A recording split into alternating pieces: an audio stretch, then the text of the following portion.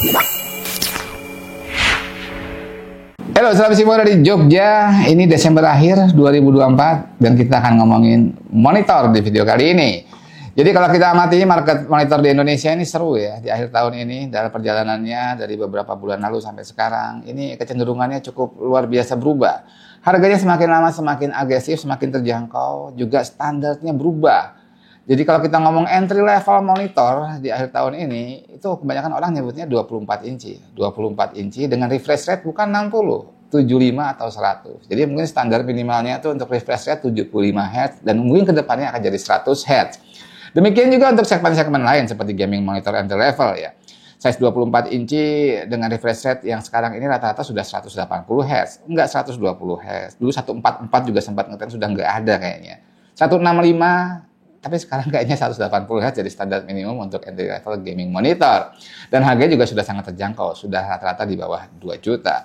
Ya, persaingan seru banget, gebuk-gebukan harga, satu brand dengan brand lain benar-benar saling bersaing di harga yang seagresif mungkin dengan fitur-fitur yang mereka tonjolkan.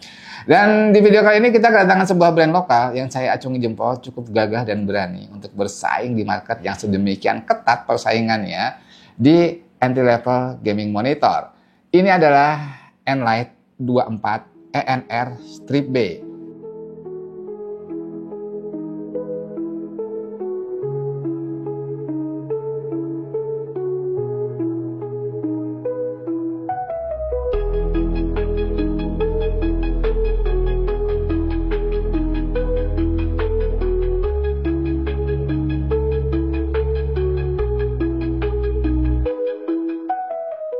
Ya, sebagai brand lokal tentu relatif agak berat untuk bisa bersaing di market gaming monitor entry level yang memang pemainnya banyak banget ya, dan hampir semua adalah brand-brand internasional.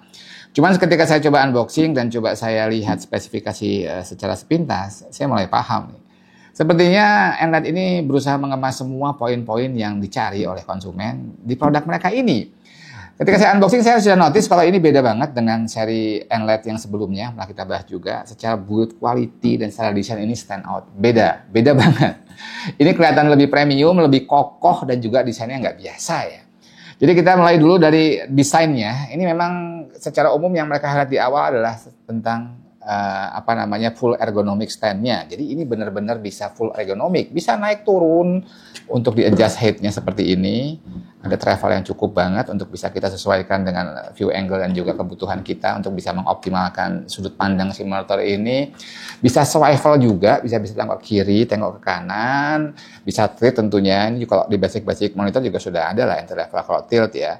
Dan yang jarang ditemukan di sebuah gaming monitor harga entry level, harga yang cukup terjangkau adalah pivot ya. Jadi pivotnya ini bisa vertikal, bisa juga horizontal.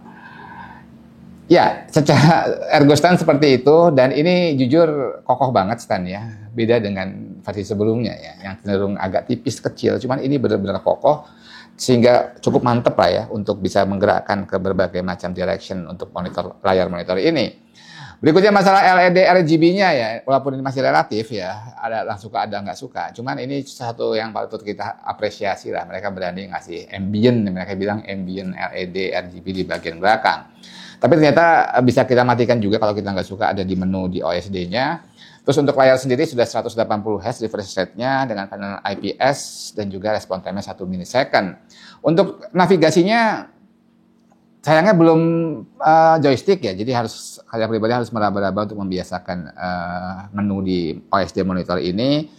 Terus untuk inputnya cukup lengkap, ada DisplayPort, ada HDMI, ada speaker out karena ini nggak ada internal speakernya, dan juga ada DC in karena ini pakai adaptor. Oke, untuk detail spesifikasinya kita bacain dulu di websitenya seperti apa. Oh, saya lupa ya, bagian belakang desainnya itu juga nggak biasa nih. Ada 3 jenis tekstur, ada yang bergaris-garis, ada yang relatif gloss, dan juga ada yang glossy seperti ini. Jujur aja ya, ini mengingatkan saya pada desainnya Samsung Odyssey ya, G4 itu kurang lebih seperti ini, cuman emang nggak ada RGB-nya dia. Oke, langsung kita ke websitenya untuk lihat detail spesifikasinya. enlightstripindonesia.com, Enlight 24 ENR Strip B. Ini spesifikasinya, screen size-nya 24 inci, display type-nya IPS, aspek rasio 16:9, viewing angle-nya sesuai dengan IPS lah ya, tipikalnya IPS 178 derajat. Respon time-nya 1 milisecond, interface type-nya tadi saya sudah infokan HDMI, DisplayPort, DC in, audio out, dan USB. Ada USB Type A1 di sini. Refresh rate-nya 180 Hz, white color gambutnya klaim mereka 120% sRGB, resolusinya Full HD, brightness-nya 250 candela per meter square. Terus kontras hasilnya 1000:1 dan VESA mounting-nya 75 kali 75. Ini ada VESA mounting-nya juga ternyata. Terus berikutnya ergonomic stand tadi sudah coba kita praktekkan, cukup kokoh dan cukup solid ini, jadi tidak gampang berayun-ayun karena memang cukup kuat ini kakinya untuk pergerakan hampir di semua pergerakan baik pivot, swivel maupun tilt ya, maupun height adjustment seperti ini. Terus RGB backlight ya. Oke, sebelum kita explore lebih jauh, kita akan lihat dulu panelnya seperti apa. Saya sudah dikirimi datanya dari Pak Diki dari LCD Monitor Jogja. Habis ini kita akan bacakan. Ya, kita akan coba bacakan hasil tesnya dari LCD Monitor Jogja. Untuk by default kita akan coba lihat akurasi warnanya. Memang secara default ini tidak terlalu akurat. Untuk white point-nya di sekitar 8000 Kelvin. Terus black luminance-nya di 0,8 dan juga kalau kita ngomong average delta E-nya masih di angka sekitar 4,5 ya. Jadi memang masih agak jauh dari titik idealnya. Kalau akurat itu harusnya di bawah 2. Memang kalau kita detailkan masih banyak warna-warna yang cukup meleset dibandingkan titik idealnya. Tapi setelah kita coba kalibrasi, file kalibrasinya kita load lewat color management Windows, kita setting manual juga. Ini saya sertakan juga setting manualnya. Ternyata bisa jauh lebih akurat. Untuk white point-nya sudah mendekati 6500 Kelvin, black luminance-nya turun jadi 0,4, dan kalau kita ngomong average delta E-nya sudah di angka 0,43, sudah sangat akurat ya. Jadi panelnya ini ketika kita treatment kalibrasi masih sangat nurut untuk menghasilkan warna-warna yang akurat. Ya bisa kita dapatkan semua warnanya sudah sangat dekat dengan titik idealnya dan ini sudah layak untuk kalian jadikan monitor untuk editing ataupun kegiatan yang membutuhkan akurasi warna tinggi.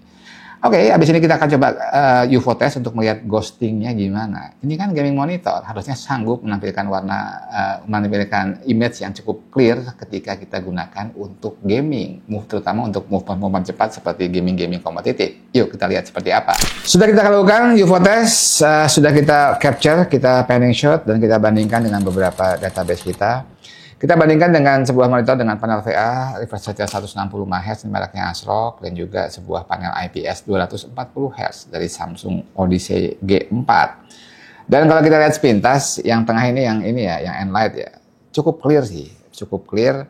Tapi memang kalau kita coba detailkan, kita zoom in, kita bandingkan dengan panel IPS 240, ini kelihatan kalau memang garis-garisnya tuh bisa lebih tegas yang 240 Hz ya, normal ya, sesuai dengan teori.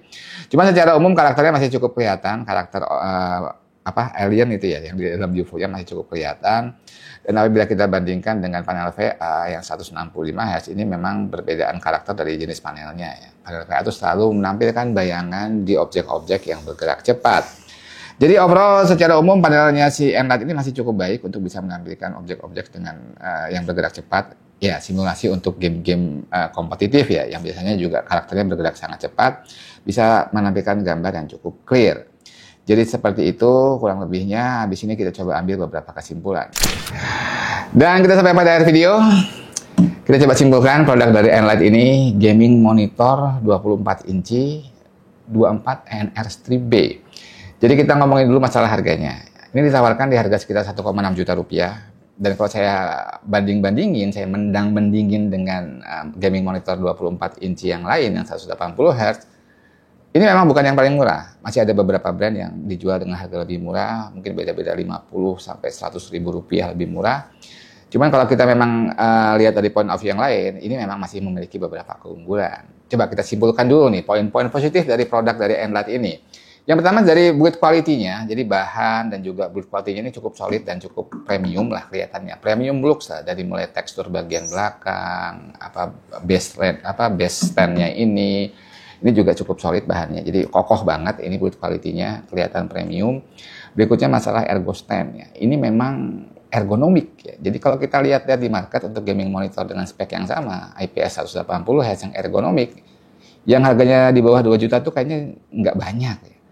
Dan dengan spek itu, gaming monitor ergonomik ini mungkin yang paling murah yang bisa kalian beli ya. dengan spek yang tadi kita ngomongin ya, 24 inci IPS ergonomic stand. Dan ergonomic stand-nya juga ini benar-benar solid menurut saya, dari mulai pergerakan semua adjustment yang bisa kita lakukan, dari mulai height adjustment-nya, pivot-nya itu semuanya mulus dan cukup kokoh lah ininya, tiangnya ini, penyangganya ini dengan bahan yang cukup berkualitas. Yang berikutnya adanya RGB ring light di belakang monitor ini. Ya, itu pembeda yang bisa kita lihat dari produk dari Enlight ini. Terus kira-kira ada nggak sih poin-poin yang perlu diperhatikan dari produk ini? Ya, selalu ada ya. Nggak ada produk yang sempurna. Walaupun ditawarkan dengan harga yang cukup kompetitif dengan beberapa keunggulan yang tadi saya omongin, ini tetap ada beberapa poin yang perlu diperhatikan. Pertama dari RGB LED yang di belakang ini. Mereka sebut ini ambient light ya, tapi ketika kita pepetin ke tembok, ternyata ini LED-nya ini masih kurang terang untuk bisa memantulkan saya di tembok. Dan ini juga tidak bisa di-adjust ya, hanya bisa on-off doang lewat OSD-nya. Jadi ini auto RGB ya, mungkin buat kalian yang nggak suka ya tetap bisa dimatiin lewat OSD-nya. Itu yang pertama. Yang berikutnya masalah navigasi tentunya. Saya selalu ngomong masalah navigasi. Ini navigasinya belum joystick, jadi memang kalian perlu penyesuaian juga untuk mengakses menu-menu di OSD monitor ini. Dan berikutnya tidak ada speaker, walaupun ini gaming monitor, tentu kalau ada speaker lebih nyaman untuk beberapa skenario dan gaming, misalkan dengerin YouTube ataupun hal-hal lainnya. Itu poin-poin yang perlu kalian perhatikan. Gitu aja, gimana menurut kalian dengan harga segitu 1,6 jutaan, apakah masih layak untuk kita pertimbangkan? Monggo tulis di kolom komentar. Demikian yang singkat ini, semoga menginspirasi, semoga bermanfaat. Sampai jumpa di video berikutnya. Salam istimewa dari Jogja.